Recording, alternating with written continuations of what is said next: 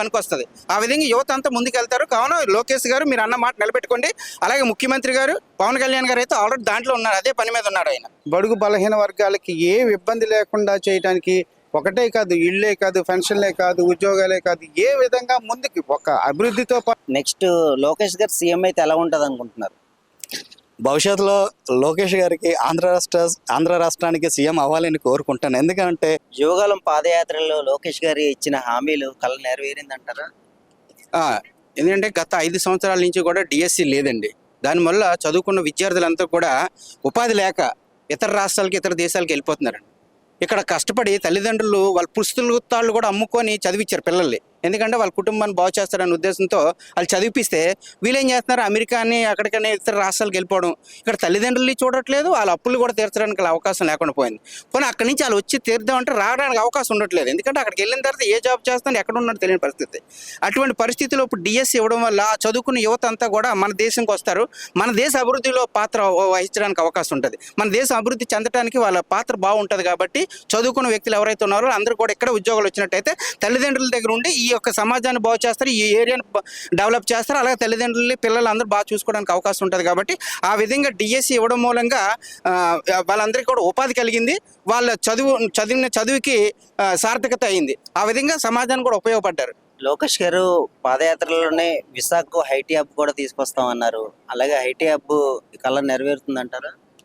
Definite నెరవేరాలి. ఎందుకంటే అండి భారతదేశంలో ఉన్న ప్లేసెస్ అన్నింటికంటే విశాఖపట్నం చాలా ప్రాముఖ్యమైనది. తర్వాత అంతర్జాతీయ కేంద్రం ఇది. ఎందుకంటే ఇక్కడ పోర్ట్ ఉంది, సీ పోర్ట్ ఉంది, ఎయిర్పోర్ట్ ఉంది, అలాగే రైల్ ఫెసిలిటీస్ ఉన్నాయి, ట్రాన్స్పోర్టేషన్ ఉంది, మంచి సుందరమైన ప్లేస్ ఉంది, ఇక్కడ ప్రభుత్వ స్థలం ఉంది. సో ఇటువంటి ప్లేస్లో కానీ పెట్టినట్టయితే ఇతర రాష్ట్రాలు పక్కన ఉన్న రాష్ట్రాలు అన్ని విద్యార్థులందరూ కూడా ఇక్కడ రావడానికి అవకాశం ఉంటుంది. ఆ విధంగా విదేశీ ఇన్కమ్ కూడా ఇక్కడికి వస్తుంది ఐటీ హబ్ పెరిగినట్టయితే. ఇప్పుడు మనం ఎక్కడ బెంగళూరు అని ఇక్కడ వెళ్ళిపోవాల్సి వస్తుంది. ఆ టెక్నాలజీ అంతా మంది, ఆ మేధస్సు అంతా మంది, కానీ ఇతర రాష్ట్రాలు బెనిఫిట్ పొందుతున్నారు. ఆ విధంగా మన రాష్ట్రం డెవలప్ అవ్వాలంటే ఆ యొక్క చదువుకున్న యువత ఎవరైతే ఉన్నారో ఇక్కడ ఐటీ హబ్ ఏర్పడినట్టయితే ఇక్కడ చేస్తారు కదా ఉద్యోగం. ఈ ఏరియా డెవలప్ అవుతుంది కదా, మనకి ఆ ఇన్కమ్ వస్తుంది, విదేశీ ఇన్కమ్ వస్తుంది. ఆ విధంగా ఈ ఏరియా ఎంత డెవలప్ అవుతుందండి. ఆ విధంగా డెవలప్ చేయడానికి అవకాశం ఉంది. కాబట్టి ఐటీ హబ్ని డెవలప్ చేయాలి. ఎందుకంటే ఎలక్షన్ టైంలో హామీ ఇచ్చారు. ఇప్పుడు నాకైతే నమ్మకం ఉంది. ఎందుకంటే కూటమి ప్రభుత్వంలోనే 3 ప్రభుత్వాలు ఉన్నాయి కాబట్టి, కేంద్రంలోని కూడా బీజేపీ ఉంది కాబట్టి, సో వాళ్ళు ఇక్కడ ఎక్కువ కాన్సన్ట్రేట్ చేస్తున్నారు.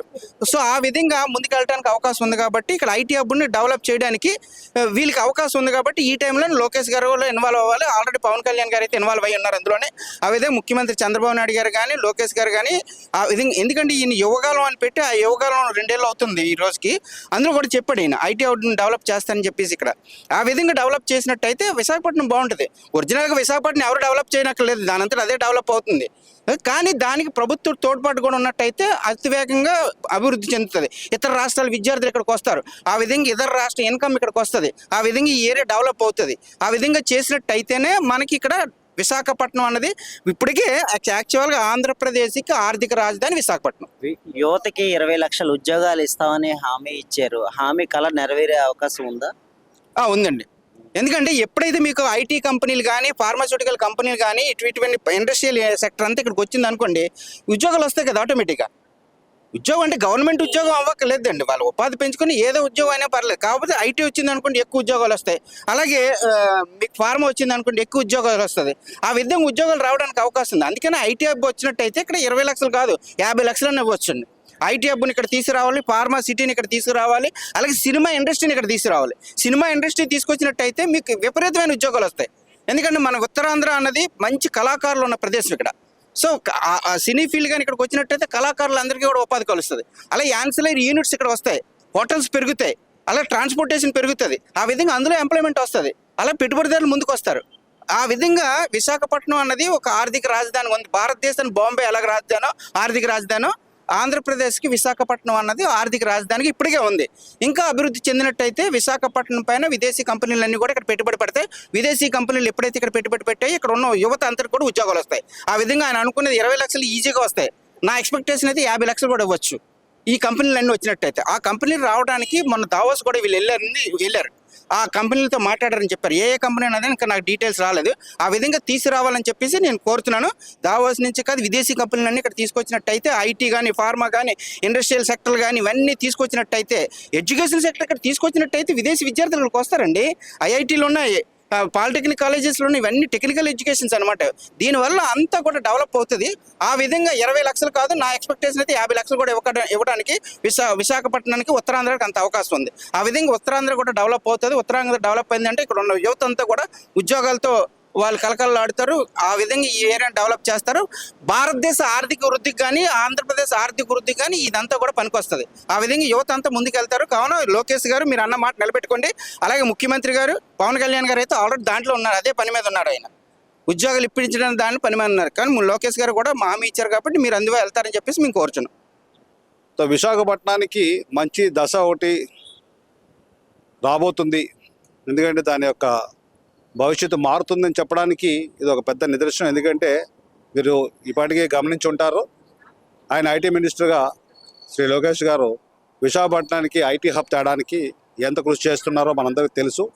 అంటే రాబోయే కాలంలో ఐటీకి కేర్ ఆఫ్ ఎటర్ విశాఖపట్నం అన్న దిశగా వాళ్ళు పనిచేయడం, ఈ కుటుంబ ప్రభుత్వం పనిచేయడం, దానికి సెంట్రల్ గవర్నమెంట్ అయితేనేమి, మన డిప్యూటీ సీఎం గారు అయితే వీళ్ళంతా సహకారంతో ఇవాళ లోకేష్ అనే వ్యక్తి ఒక అభివృద్ధికి మారుపేరుగా ఆంధ్ర రాష్ట్రాన్ని తీర్చిదిద్దడానికి తన వంతు కృషి చేస్తున్నారు. ఆయన ఈ చిన్న వయసులో ఆయనకి అంత భవిష్యత్తు అంత భారం ఉన్నప్పటికి కూడా తన యొక్క పూర్తి పవర్ని, ఎబిలిటీని యూజ్ చేసుకుంటూ ఈరోజు రాష్ట్ర అభివృద్ధి కోసం ఆయన పడుతున్న తీరు చూస్తుంటే చాలా ఆశ్చర్యంతో పాటు చాలా ముచ్చటేస్తుంది. లోకేష్ గారు పాదయాత్రలో ఇచ్చిన హామీలు మెగా డిఎస్సి అది నోటిఫికేషన్ రిలీజ్ అయింది, దానిపై మీ అభిప్రాయం ఏంటి? దానికి కూడా ముందుగా ఆంధ్రప్రదేశ్కి కంగ్రాచులేషన్ చెప్పాలి. ఎందుకంటే ఎప్పటి నుంచో ఎదురు చూస్తున్న డిఎస్సి నోటిఫికేషన్ ఈరోజు రిలీజ్ అయింది.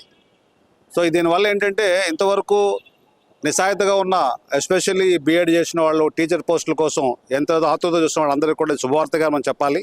ఇది ఎప్పటి నుంచో చూస్తున్నాం మనం. ప్రతి వాళ్ళు లాస్ట్ గవర్నమెంట్ అయితే దానికి ఇస్తామని చెప్పేసి కాలయాపన చేసింది తప్ప ఎలాంటి డిఎస్సి ఇవ్వలేదు. బట్ ఈరోజు ఆంధ్ర ప్రజలకు శుభవార్తగా చెప్పాలి. నిరుద్యోగులకి ఇదే కాదు, ఇతర నిరుద్యోగులు ఎవరైతే ఉన్నారో ఇవాళ క్వాలిఫై అయ్యి ఇంజనీరింగ్ ఇతర ఫెసిలిటీస్లో ఉన్న వాళ్ళందరికీ కూడా మంచి రోజులు రాబోతున్నాయని ఖచ్చితంగా చెప్పగలం. ఎందుకంటే ఈ కూటమి ప్రభుత్వంకు ఉన్న గొప్ప విశేషం ఏంటంటే ఈ రోజున్న శక్తిని వాళ్ళందరూ కూడా తమ వంతు ప్రతి వాళ్ళు కూడా పనిచేస్తున్నారు రాష్ట్ర అభివృద్ధి కోసం. దాంట్లో లోకేష్ గారిది ప్రథమ పాత్రగా మనం అభివర్ణించవచ్చు. ఎందుకంటే లోకేష్ అనే వ్యక్తి ఈరోజు చాలా అంటే దుందుడుగా రాష్ట్ర అభివృద్ధి ఆయన యొక్క లక్ష్యంగా ముందుకెళ్తున్నారు. ఆయనకి కంగ్రాచులేషన్. లోకేష్ గారు పాదయాత్రలోనే 20 లక్షల ఉద్యోగాలు ఇస్తామని యువతకి హామీ ఇచ్చారు. ఆ కళ నెరవేరుతుందంటారా? ఖచ్చితంగా నెరవేరుతుందండి. అంటే ఆ దిశగానే నడుస్తున్నాయి. ఈరోజు ఏవైతే ఇండస్ట్రీస్ ఇవాళ దావోస్ అయితేనేమి, ఇతర దేశాల్లోని ఇండస్ట్రీస్ తోటి ఎంత కాంటాక్ట్ పెట్టుకొని ఆంధ్ర రాష్ట్ర యువత కోసం ఆయన పోరాడతారో 20 లక్షలు ఏంటి, నా ప్రకారం అయితే 50 లక్షలకి వెళ్ళినా కూడా ఆశ్చర్యపోకర్లేదు. ఎందుకంటే ఆ దిశగా అడుగులు పడుతున్నాయి. ఇవాళ ఈరోజు ఒక అబ్రాడ్లో, అంటే మీకు చెప్పాలి ఈ విషయం, ప్రజలకు తెలియాలి, అబ్రాడ్లో ఏదైతే ఈ హ్యూమన్ రిసోర్స్ కోసమని పార్టీ కార్యక్రమంగా తీసుకుంటూ పార్టీకి సింపథైజర్గా ఉన్న వాళ్ళు, ఇతర దేశాల్లో స్థిరపడిన వాళ్ళు ఈరోజు మన ఆంధ్ర రాష్ట్ర యువత కోసం వాళ్ళు తన వంతు సహకారం అందిస్తారని బాగా చెప్పడం జరిగింది. ఇది చాలా మంచి పరిణామం. సో దీంతో మనం 20 లక్షలు కాదు కదా, ఇంకా ఎక్కువ అనుకోవచ్చు, 40 లక్షలు 50 లక్షల దాకా కూడా వెళ్ళినా ఆశ్చర్యపోకర్లేదు. ఈరోజు విశాఖకి ఐటీ హబ్ తీసుకొస్తాము, ఎన్నో ఉద్యోగాలు ఇస్తామని చెప్పేసి, ఎన్నో కంపెనీలు తీసుకొస్తామని చెప్పేసి అయితే ఆయన చెప్పడం జరిగింది. ఇలాంటి హామీ నెరవేరుతుందంటారా? ఖచ్చితంగా నెరవేర్చింది. అంటే అదే దిశగా వెళ్తుంది రాష్ట్రం. ఎందుకంటే గత ప్రభుత్వం చేసిన అఘాత్యాలు మనం ఇంకా మర్చిపోలేదు.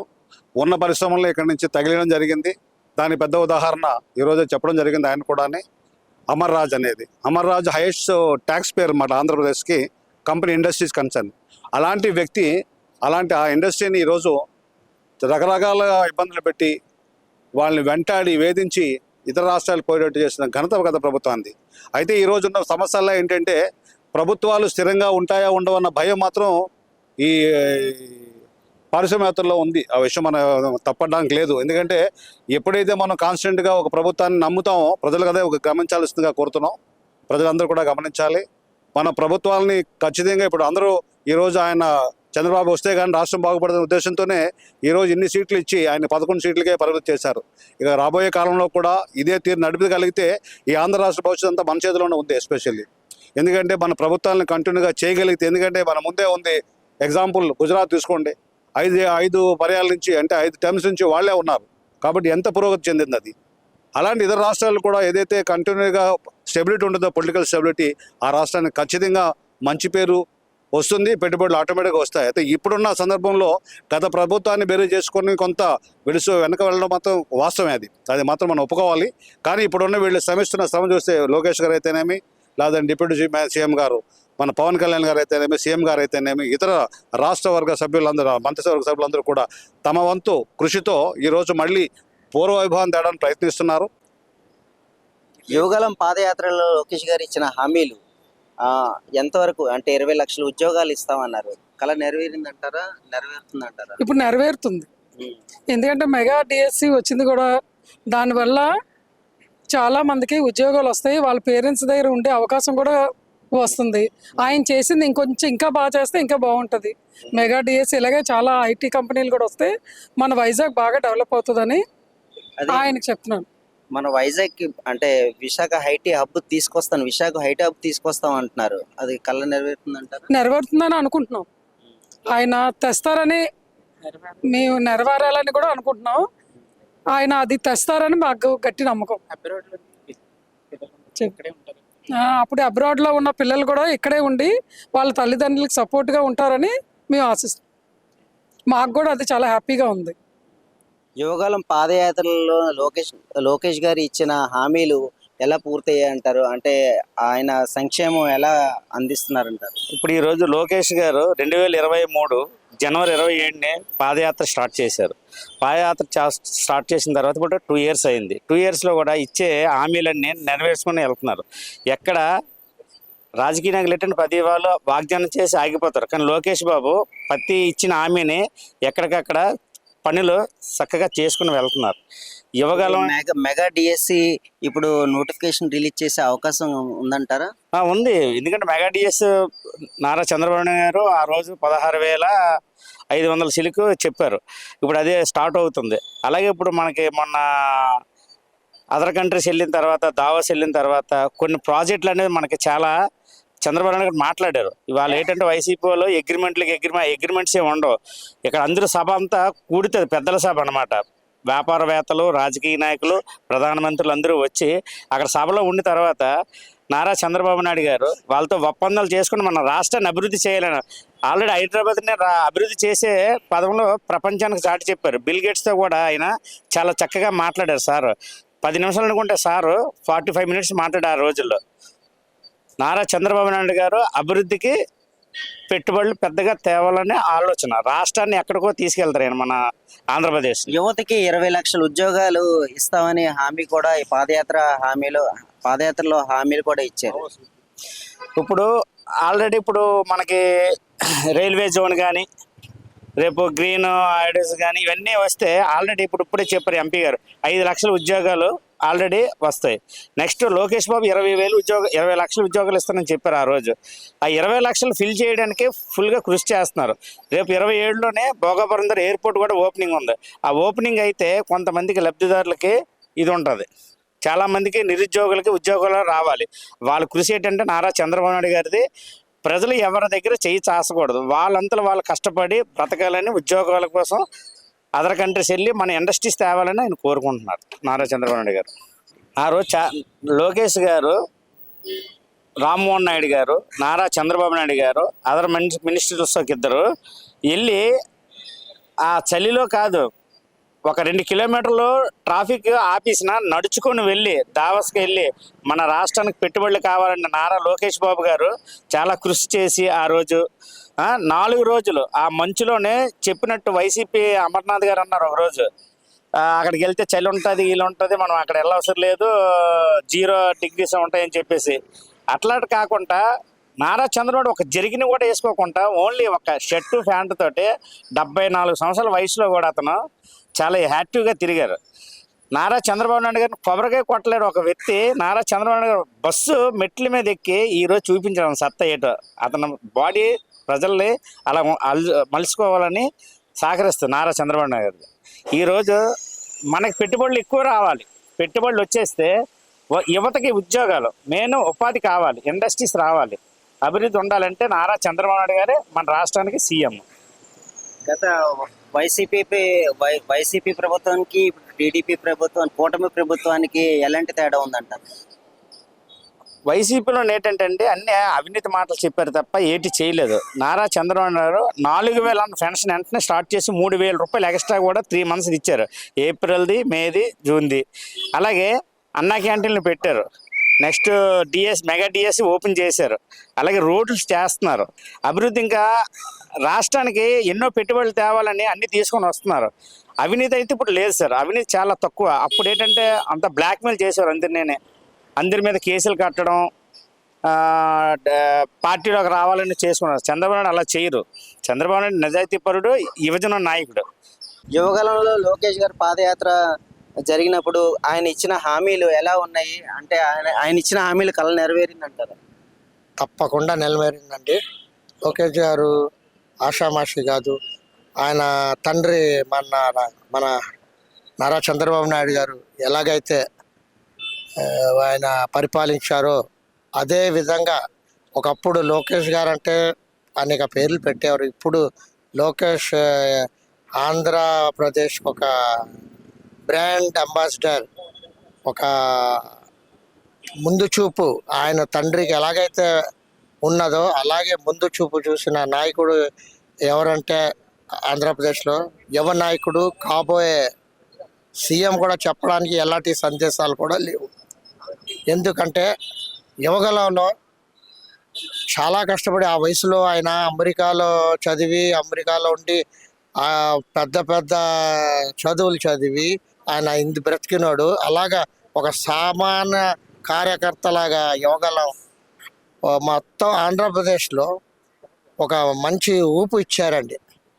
ఆ యువగలం వల్ల నిజంగా చెప్పాలంటే ఈరోజు ఆంధ్రప్రదేశ్లో మనం ఇన్ని సీట్లు సాధించామంటే దానికి ముఖ్య యువతకి 20 లక్షల ఉద్యోగాలు కూడా ఇస్తామని యువగలంలో చెప్పడం జరిగింది. ఇప్పటికే 7,000 ఉద్యోగాలు ఆల్రెడీ వచ్చాయండి. ఇంకా ఎంత అయిందండి? 7-8 నెలలు అయింది. అంతా కాదు, ఇంకా మనకు కావాల్సింది చాలా టైం ఉంది. 1 yearలో సగం ఉద్యోగాలు యువకులకి ఇప్పిస్తారని నా భరోసా అండి. ఎందుకంటే ఆయన ఏదైనా చెప్పారంటే చేసిన వరకు ఆయన ఊరుకోరు. ఎందుకంటే మొన్నే దావోస్ వెళ్ళొచ్చి ఆయన ఎంత సాధించారంటే అంత ఎందుకంటే అండి ఆయన మాట్లాడే విధం, ఆయన నడవడిక అవన్నీ దావోస్లో మామూలు ముందు చెప్పారు చూడండి. కోడిగుడ్లు మన ఉన్నారు కదా అమర్నాథ్, ఏం తెచ్చారండి? ఇప్పుడు ఏం తెచ్చారో మీకు ఒక్క 3-4 నెలల్లో మేము చూపిస్తామండి. ఆయన చెప్పారంటే మాట తప్పదు. అలాంటిది ఇప్పుడు ఐటీలో ఇప్పుడు మనకి గూగుల్ రాబోతుంది, అలాగే టిఎస్ సాఫ్ట్వేర్ రాబోతుంది, అనేక విధంగా ఇంకా ఐటీ ఆల్రెడీ వాళ్ళ ఫాదర్ చాలా డెవలప్మెంట్ చేశారండి. ఇప్పుడు ఈయన ఆధ్వర్యంలో ఐటీ విశాఖపట్నానికి ఒక ఐటీ హబ్ హైదరాబాద్లో ఎలాగైతే ఉందో అంతకన్నా మించిన మంచి సిటీ విశాఖపట్నంలో ఆయన తండ్రి గారు ఆయన గారు నెరవేరుస్తారు. ఈ ఎగెస్ట్ పార్టీ వాళ్ళు 5 సంవత్సరాలు చేస్తారండి. 5 సంవత్సరాల్లో ఏదైనా ఐటీ వాళ్ళకి జాబ్ వచ్చిందా? వాళ్ళు కూడా దావోస్ వెళ్ళారు, ఏం తెచ్చారు? 0. ఎవరు ఏదైనా ఉండే కంపెనీలు కూడా ఆయన పంపించాడండి. మహారాజా బ్యాటరీ ఎంత చక్కగా ఉండేవారండి. అలాంటి వాళ్ళు భయపెట్టి పని. అలాగే కార్లు ఫ్యాక్టరీ అనంతపూర్లో ఉండేదండి, దానికి కూడా అలాగే భయపెట్టేసి ఇంత కావాలి అంత కావాలని. అలాగే ఈ మన ప్రధానమంత్రి సహాయంతో మన జనసేన మన పవన్ కళ్యాణ్ గారు, ఈయన లోకేష్, వీళ్ళందరూ కలిసి ఆంధ్రప్రదేశ్ స్వర్ణాంధ్రప్రదేశ్ చేస్తారని మొట్టఖండంగా నేను చెప్తున్నానండి. ఎందుకంటే ఇది ఒక మంచి టీం అండి. మొన్నే మన పిఎం గారు వచ్చారు, మోడీ గారు 11,000 కోట్ల ప్యాకేజీని రైల్వే జోన్ తేలేకపోయాడు, రైల్వే జోన్ తెచ్చారు. అలాగే ఒకటి ఎందుకంటే ఎవరైనా పుట్టగానే తినేరు, నెమ్మదిగా రావడం, అది ఒక్కసారి రావడం వేరు, నెమ్మదిగా అలా గత వైసీపీకి ఇప్పుడున్న కూటమి ప్రభుత్వానికి ఉండే తేడా ఏంటి అంటారు? చాలా తేడా ఉందండి. ఆయనకి ఏంటంటే అప్పులు చేయడం, పంచడం, అప్పులు చేయడం, పంచడం. ఎవరికి పంచడం? ఆలేటి అమ్మఒడి అన్నారు. అమ్మఒడి అంటే ఏం చెయ్యాలా? డైరెక్ట్ స్కూల్స్కి ఇవ్వాలి. అలా కాకుండా వాళ్ళ ఖాతాలో ఇస్తే, వాళ్ళేటి సంక్రాంతికి ముందు ఇస్తే వాళ్ళ చీరలు, వాళ్ళ నిత్యావసర వస్తువులు కొనుక్కునేవారు. మళ్ళీ ఇక్కడ సీన్ మామూలే, కాలేజీలో టీసీలు ఇవ్వకపోవడం, తర్వాత మార్కులు ఇవ్వకపోవడం, ఆ బ్యాలెన్స్లో ఈయన అలా కాదు కదండి. చెప్పారు, చెప్పింది చేస్తున్నారు. ఈ త్వరలో అమ్మఒడి కాకుండా ఎంతమంది పిల్లలు ఉంటే ఇంట్లో అంతమందికి చేస్తానన్నారు. చంద్రబాబు గారు ఒకసారి డిసైడ్ అయ్యారంటే ఆయన మాట ఆయనే వినరు. అంత పగ్గడబందిగా ఆయన చేస్తున్నారు. ఎందుకంటే కాకపోతే కొంత లేట్ అవుతుంది. లేట్ ఎందువల్ల అంటే గత ప్రభుత్వంలో అనేక లోటుపాట్లు ఉన్నాయండి. అన్ని సరిదికొని మన ఇంట్లోనే నేను సంపాదిస్తున్నాను అనుకోండి, అందరికి ఒకసారి నేను న్యాయం చేయలేను. అబ్బాయి కొనమంటాడు బట్టలు, అమ్మాయి కొనమంటది, మిస్సెస్ కొనమంట. అంతేగాని ఒకళ్ళు అలా చేసుకొని ఈ 5 సంవత్సరాలు అవసరం లేదండి. 2 సంవత్సరాల్లోనే ఆయన అనుకున్నవన్నీ ఒక్కొక్కటి చేస్తున్నారు. ఉచిత గ్యాస్ ఇస్తానన్నారు, సంవత్సరానికి 3 సిలిండర్లు ఇస్తున్నారు కదా. అలాగే బస్సు కూడా అతి త్వరలో మహిళలకి ఫ్రీ బస్సు మా నారా చంద్రబాబు నాయుడు గారు చేస్తున్నారండి. ఇదే కాదండి, ఇంకా అనుకుంటే ఇప్పుడు చంద్రబాబు గారు ఒక కేంద్రంలోనే కూడా ఒక మంచి, ఆయన బాబు గారు ఏం చెప్తే ఆ పని చేసే పిఎం గారు అక్కడ ఉన్నారు, ప్రైమ్ మినిస్టర్ గారు. ఒకప్పుడు పాత సీఎం గారికి అవకాశమే దొరికేది కాదు, అపాయింట్మెంట్ దొరికేది కాదు. పోలే దొరికినా బయటకు వచ్చి నేను ఇది మాట్లాడాను, అది మాట్లాడాను, ఇలా ప్రాజెక్ట్ అడిగానని చెప్పేవారు కదా, నో కామెంట్స్, ఒకే ఒక మాట అనేవారు. ఈయన అలా కాదు కదండి. వెళ్ళాం, ఎవరితో కలిసాం, ఏం మాట్లాడాం, మనకి ఏ ప్రాజెక్ట్ తెచ్చుకుందాం, ఎంత అక్కడి నుంచి నిధులు తెచ్చుకుందాం, ఎంత అన్ని ప్రజల ముందు పెడుతున్నారండి. దట్ ఈస్ ఆంధ్ర సీఎం అండి. యువగలం పాదయాత్రలో నారా లోకేష్ గారు ఇచ్చిన హామీలు నెరవేరే అంటారా? పాదయాత్రలో ఇచ్చిన హామీలు అన్నీ ఒకటి సిస్టమేటిక్గా నెరవేర్చడానికి ప్రయత్నిస్తూ స్టార్ట్ చేసేసారు ఆల్రెడీ. ఇందులోని చాలా ఇంపార్టెంట్ అయిన విషయం ఏంటంటే 20,000 ఉద్యోగాలు. ఇప్పుడు మనకి 20 లక్షలు అదే ఇప్పుడు లోకేష్ గారు 20 లక్షల ఉద్యోగాలు కూడా ఇస్తామని హామీ కూడా ఇచ్చారు. దానికి ఎలా ఉండబోతుంది అంటారు? అంటే ఇచ్చే పరిస్థితి ఉందంటారా? తప్పనిసరిగా ఉంది. ఎందుకంటారా, ఇప్పుడు ఏదైతే మనకి దావోస్ మీటింగ్ కానీ, మనకి లోకల్ లెవెల్లో కానీ, ఇప్పుడు టూరిజం మీటింగ్స్ కానీ, అదర్ కంపెనీస్తోని, టీసీఎస్తోని, నెక్స్ట్ గూగుల్తోని, నెక్స్ట్ వచ్చేసి రీసెంట్గా దావోస్లోని మనకి మైక్రోసాఫ్ట్తో కూడా కలిశారు.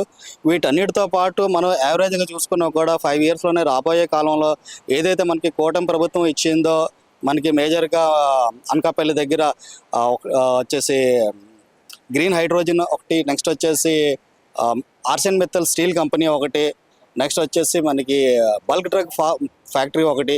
వీటన్నిటి వలన కూడా మనకి ఎంప్లాయ్మెంట్ అనేది చాలా స్వచ్ఛంగా క్రియేట్ అవుతుంది. 20 లక్షలను మీరు ఎక్స్పెక్ట్ చేస్తానికి నేను ఎక్స్పెక్ట్ చేస్తాను మోర్ దెన్ 30 lakhs అవుతాయి అనేసి అనుకుంటున్నాను నేను. అదే ఇప్పుడు యోగాలంలోనే పాదయాత్రలో ఆయన ఇచ్చిన హామీలో విశాఖకు హైటెక్ హబ్ కూడా తీసుకొస్తాను అని చెప్పేసి హామీ ఇవ్వడం కూడా జరిగింది. ఎలా ఉండబోతుంది అంటారు? విశాఖకి ఉన్నది మేజర్ సపోర్ట్ ఏంటంటే ఇన్ఫర్మేషన్ టెక్నాలజీ, ఐటీ హబ్. ఇక్కడ ఉన్న 3-4 హిల్స్ కూడా వాటికి ఉన్న ఇన్ఫ్రాస్ట్రక్చర్ ఏదైతే ఉందో అది ఐటీకి చాలా ఎక్సలెంట్గా ఉంటుంది. ఎందుకంటే మనకి ఇక్కడ నుంచి rail connectivity, road connectivity, air connectivity అన్నీ కూడా మనకి పుష్కలంగా ఉన్నాయి. రాబోయే కాలంలో మనకి భోగాపురం ఎయిర్పోర్ట్ ఎప్పుడైతే కంప్లీట్ అయిపోతుందో అన్ని విధాలుగా కనెక్టివిటీ మనకి వచ్చేస్తుంది. ఈవెన్ లోకల్లో కూడా 12 ways కారిడార్ ఒకటి, నెక్స్ట్ వచ్చేసి మనకి మెట్రో ఒకటి. వీటన్నిటితో పాటు మనకి రోడ్స్ ఎప్పుడైతే వైండింగ్ అవుతాయో అప్పుడు మనకి ట్రాన్స్పోర్ట్ ఈజ్ ఆఫ్ డూయింగ్ అవుతుంది. దీనివలన కంపల్సరీ ఏ కంపెనీ అయినా ఎక్కడి నుంచి వచ్చినా కూడా వాళ్ళు కోరుకునేది ఏంటంటే ప్రాపర్ ఇన్ఫ్రాస్ట్రక్చర్. ఆ ఇన్ఫ్రాకి ఏంటంటే మనకి ట్రాన్స్పోర్ట్ ఒక మెయిన్ లొకేషన్, మెయిన్ ఐటమ్తో పాటు మనకి ఇక్కడ ఆ వాతావరణం కూడా పరిపూర్ణంగా ఉంటుంది. నెక్స్ట్ వచ్చేసి ఇక్కడ ఉన్న ప్లేసెస్ కూడా యూజర్ ఫ్రెండ్లీ అంటే మనకి ఏంటంటే ఫ్రెండ్లీగా ఉంటుంది అనమాట, అట్మాస్ఫియర్కి ఫ్రెండ్లీగా ఉంటుంది. గత వైసీపీకి ఇప్పుడున్న కూటమి ప్రభుత్వానికి అంటే ఏ రకంగా ఉండబోతుంది అంటారు? అంటే అప్పుడు గత వైసీపీ ఎలా ఉండేది, ఇప్పుడు కూటమి ప్రభుత్వం ఎలా ఉంది? మనం గత 5 సంవత్సరాలు చూసుకుంటే ఆ టర్మ్లోని పని చేయడానికి ఆలోచన చాలా తక్కువ ఉండేది. ఇప్పుడు పని చెయ్యాలన్న ఆలోచన ప్రతి ఒక్కరిలోనూ వచ్చింది. మేజర్ ఎగ్జాంపుల్ అవుతుంది ఎలక్షన్స్లో మీరు చూసారు, వాళ్ళు ఇచ్చిన ఏదైతే సూపర్ 6 హామీస్ ఇచ్చారో మనకి కూటమి ప్రభుత్వం తెలుగుదేశం ప్రభుత్వం కలిసి, దాంట్లోని అన్నీ కూడా ప్రతి ఒక్కరికి హార్ట్ టచ్ అయ్యే ఐటమ్స్ అవన్నీ. ఏదైతే ప్రతి ఒక్క మనిషి ప్రతి ఒక్క ఫ్యామిలీ కోరుకునేదో ఆ పాయింట్స్ అన్నీ దీంట్లో కవర్ అయ్యాయి. దానివలన ఆ గవర్నమెంట్తో ఈ గవర్నమెంట్కి డైరెక్ట్గా పోల్చడానికి ఏది సరిపోదు. ఇది నా ఉద్దేశం. నెక్స్ట్ లోకేష్ గారు సీఎం అయితే ఎలా ఉంటుంది అనుకుంటున్నారు? భవిష్యత్తులో లోకేష్ గారికి ఆంధ్ర రాష్ట్రానికి సీఎం అవ్వాలని కోరుకుంటాను. ఎందుకంటే ఏదైతే ప్రస్తుత ముఖ్యమంత్రి నారా చంద్రబాబు నాయుడు గారి 2047 స్వర్ణాంధ్రప్రదేశ్ విజన్ ఉందో ఆ విజన్ వీళ్ళు పరిపూర్ణంగా చేయగలరని మేము విశ్వసిస్తున్నాము. అందుకు ఆయన చెప్పిన 10 సూత్రాలు ఏదైతే అందులో చాలా ఇంపార్టెంట్ అయిన సూత్రాల్లోని ఒకటి ఎంప్లాయ్మెంట్, సెకండ్ వచ్చేసి అగ్రికల్చర్, థర్డ్ వచ్చేసి అట్మాస్ఫియర్, ఫోర్త్ వచ్చేసి వాటర్ సేవేజ్. ఇలాగ ఏవైతే 10 సూత్రాలు ఉన్నాయో వీటికి ఒక సిస్టమేటిక్ టైం కూడా అవసరం ఉంటుంది. ఇది ఒక యంగ్ ముఖ్యమంత్రి, విజనరీ ముఖ్యమంత్రియే వీటికి కంప్లీట్ చేయగలడని మా ఉద్దేశం. ప్రజలు ఓటేసి లోకేష్ గారిని సీఎం చేసే అవకాశం ఉందా? గెలిపిస్తారంటారా? తప్పనిసరిగా దీంట్లో ఎటువంటి ఆలోచన సంకోచన కూడా విరుద్ధంగా లేదు. 100% లోకేష్ గారే రాబోయే కాలంలో ఆంధ్ర రాష్ట్రానికి ముఖ్యమంత్రి అవుతారు. చంద్రబాబు నాయుడు గారు ఏదైతే విజనరీ ఉందో అది పరిపూర్ణం చేస్తారు. పూర్తయిన సమయంలో విశాఖపట్నంలో ఉండటానికి మాకు అందరికి విశాఖపట్నం వాసులందరికీ గర్వకారణం. అంతేకాకుండా ఇవాళ ప్రతి ఒక్కరికి ఇది ఎలా అంటే దావూస్ వెళ్ళారు మొన్న రాష్ట్ర పెట్టుబడుల కోసం. వాళ్ళు చేసే కృషి మాకు అమోఘం, మాకు చెప్పలేను. ఎందుకంటే వీళ్ళు మనకు రాష్ట్రాన్ని, వెనకబడిన రాష్ట్రాన్ని ఒక ముందుకు తీసుకెళ్లాలని శక్తివంచన లేకుండా రాత్రి పగలు రేయింపగళ్ళు కష్టపడుతూ ఏ విధంగానూ కూటమి ఒక అభివృద్ధికి తీసుకెళ్ళటానికి వాళ్ళు చాలా కష్టపడుతున్నారు. యువతకి 20 లక్షల ఉద్యోగాలు ఇస్తామని ఆయన హామీ కూడా ఇచ్చారు. ఈ కళ నెరవేరే అవకాశం ఉందా? అందుకనేనండి ఇవాళ స్కిల్ డెవలప్మెంట్స్ అవన్నీ పెట్టి ఇవాళ బయటకి వెళ్ళి దావూస్లోకి వెళ్ళి మంచి ప్రాజెక్టులు ఈ విశాఖపట్నానికి ఐటీ రంగానికి దగ్గరికి ఒక 25,000 మంది ఉద్యోగాలకి ఇవాళ ఆయన మొదట విడతగా ప్రయత్నం చేస్తున్నారు. అది సక్సెస్ఫుల్ అయ్యింది. మాకు తెలుసు అది ఆల్రెడీ కొన్ని కంపెనీలన్నీ రావడానికి సిద్ధంగా ఉన్నాయి. ఈ రోజునే వీళ్ళు మనకి ఐటీ రంగంలో చాలా విప్లవాత్మకమైన విశాఖపట్నానికి ఒక అభివృద్ధి పదంలో తీసుకెళ్ళడానికి ఐటీ శాఖ మంత్రిగా నారా లోకేష్ గారు అహర్నిశలు కృషి చేస్తున్నారు. ఇవాళ విశాఖపట్నాన్ని మంచి అభివృద్ధి పదంలో తీసుకెళ్ళడానికి వారి శక్తివంచన లేకుండా వారి ప్రయత్నం అయితే చేస్తున్నారు. దాని సక్సెస్ అయ్యింది కూడా మాకు తెలుసు. అది సక్సెస్ అయింది. అందరికీ ఇవాళ యువతకి ఇంకా స్కిల్ డెవలప్మెంట్లో ఏమైతే చేయించాలో, ఏదైతే బోల్డ్ మందికి ఉపాధి కల్పించడానికి అవకాశాలు ప్రైవేట్ జాబ్సే, గవర్నమెంట్ జాబ్స్ అన్నీ ఇవ్వలేరు. కాబట్టి ప్రైవేట్ జాబ్స్, ప్రైవేట్ కంపెనీస్ తీసుకురావడానికి అహర్నిశలు కృషి చేస్తూ దాన్ని ఇప్పుడు కొత్తగా ఇది పవర్ది ఇది వచ్చింది మన నక్కబిల్ దగ్గర. అది దగ్గరగా దానికి 40-50 వేల మంది ప్రత్యక్షంగాను పరోక్షంగా దగ్గర ఇంకో 50,000 మందికి 1,00,000 మందికి అక్కడే మీకు ఉద్యోగాలు వచ్చే పరిస్థితి ఉంది. ఓన్లీ నక్కబల్లి ఏరియాలో. అది రూరల్ అనకాపల్లి రూరల్ ఏరియా అంతా కవర్ చేసి ఇలాగ అక్కడ చేస్తున్నారు. విశాఖపట్నానికి కొన్ని కంపెనీలు వచ్చి ఇలాగ ఇక్కడ చేస్తున్నారు. మొత్తం ఆయన కృషి నిర్వహణ ఆయన అమోఘంగా చెప్పాలి. వాడిని అభినందిస్తున్నాం. ఇవాళ మీకు ఈ కృషికి మేము అభినందిస్తున్నాం. వాళ్ళు యువగలంలోని మెగా డిఎస్సి నోటిఫికేషన్ కూడా రిలీజ్ చేసే అవకాశం ఉందని చెప్పి తెలుస్తుంది. అది ఎంతవరకు సాధ్యం అవుతుందండి? అది తొందరలోనే కొన్ని టెక్నికల్ పాయింట్స్ అయ్యే ఉన్నాయంట. టెక్నికల్ పాయింట్స్ పూర్తి చేసిన వెంటనే రేపు మార్చి తర్వాత మనకి అది రిలీజ్ అవుతుంది. డిఎస్సి కూడా అన్ని రెడీ అయిపోయినాయి. దానికి కూడా అందరూ కూడా హర్షిస్తున్నారు. ఉద్యోగ సంఘాలు కూడా అందరూ కూడా మంచి ఉత్సాహంగా ఉన్నారు. దీనికి ఏంటంటే వీళ్ళకి ఏదన్నా ఉంటే వెంటనే ఎవరిని కలవకుండా ఉండేవారు ఇదివరకు గత ముఖ్యమంత్రి గారు. ఇవాళ ముఖ్యమంత్రి గారు కానీ మంత్రులు కానీ క్షేత్రస్థాయిలో పర్యటించి ప్రాబ్లమ్స్ ఏమైనా ఉంటే కనుక్కుని అన్నీని వెంటనే దానికి పరిష్కరించే మార్గంగా ముందుకు అడుగులు వేస్తున్నారు. ఇవాళ దాంట్లో మీకు సందేహం లేదు. ఇవాళ యువగలం పాదయాత్రకి మంచి రెస్పాన్సిబిలిటీ ఎలా వచ్చిందో ఇవాళ కూటమికి మంచి అభివృద్ధి పదంలో నడిపిస్తున్నారని ప్రజలు సాంకేతికంగా తెలుపుతున్నారు ఇవాళ మనకి. ఇంత గతంలో లోకేష్ గారికి అసలు రాజకీయమే తెలియదు, అసలు రాజకీయంలోకి ఎందుకు వచ్చారో తెలియదు అన్నట్టు చాలా ఆరోపణలు చేశారు. అలాంటిది ఇప్పుడు ఆయన రాజకీయంలోనే ఒక ఎంతో బలిష్టమైన ఒక మనిషిగా, అంటే ఆయన చేసే ప్రతి పనిలోని ఎంతో ఒక యువతకి ఉత్సాహం కల్పించేటట్టు, రాజకీయాల్లోనే ఎంతో ఉత్సాహం కల్పించేటట్టు ఉన్నారు ఇప్పుడు ఆయన. అదే రాటు తెలియరండి, మామూలుగా కాదు. ఆయన ఫారిన్ నుంచి వచ్చారు, ఏమీ తెలియదు, ఆయన ఏం చేస్తారు అని అనుకున్నారు. కానీ ఇవాళ ప్రతి సామాన్య ప్రజలకి ఏం అందించాలి, ఏమి వాళ్ళకి వెళ్తే బాగుంటుంది, రాష్ట్రానికి ఏమి కావాలి, ఏమేమి చేస్తే రాష్ట్రం అభివృద్ధి పదంలోకి వెళ్తుంది, బడుగు బలహీన వర్గాలకి ఏ ఇబ్బంది లేకుండా చేయడానికి ఒకటే కాదు, ఇళ్ళే కాదు, పెన్షన్లే కాదు, ఉద్యోగాలే కాదు, ఏ విధంగా ముందుకి ఒక అభివృద్ధితో పాటు సంక్షేమంతో పాటు అభివృద్ధి అన్నీ కావాలి. దాని తోడుగానే రాష్ట్ర అప్పుల లోటులో ఉన్న దాన్ని ఇవాళ ఎలాగైనా గట్టెక్కించి ముందుకు ప్రయత్నించడానికి తమ వంతు సహకారాలు తీసుకుని అందరూ కేంద్ర గవర్నమెంట్తో సహకారం తీసుకుని వాళ్ళు ముందుకెళ్ళటాన్ని హర్షణీయం. ఇది మామూలు విషయం కాదు, చిన్న విషయం కాదు. ఇది మనం తెలుసు, అందరికీ ప్రజలందరికీ తెలుసు ఇక్కడ ఏం జరుగుతుంది అనేది గమనిస్తున్నారు ప్రజలు. ఇదంతాను ఇవాళ మనకి ఆంధ్రప్రదేశ్లో ఏం జరుగుతుంది అనేది ప్రజలు గమనిస్తున్నారు. ఆ గమనించే దాన్ని మేము హర్షిస్తున్నాం. నా పేరు నెక్కంటి రూపసత్య వెంకటేశ్వర.